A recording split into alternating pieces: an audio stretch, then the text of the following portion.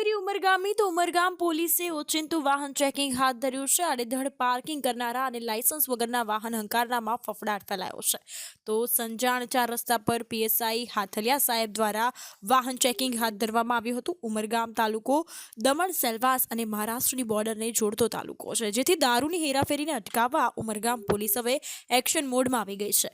Umargam police સ્ટેશનમાં PI મોરી સાહેબ અને પીએસઆઈ હાથલિયા સાહેબના ચાર્જ સંભાળ્યા બાદ ઉમરગામ તાલુકામાં નશાખોરી, મારામારી જેવા બનાવો ખૂબ જ અંકુશમાં જોવા મળ્યા છે। ત્યારે હવે હેલ્મેટ વગર અને લાયસન્સ વગર ફરતા વાહન ચાલકોને પીએસઆઈ હાથલિયા સાહેબે કાયદાની સમજણ પૂરી પાડી માર્ગદર્શન આપ્યું હતું અને લાયસન્સ તેમજ હેલ્મેટ અવશ્ય સાથે લઈને ફરવા જણાવ્યું હતું।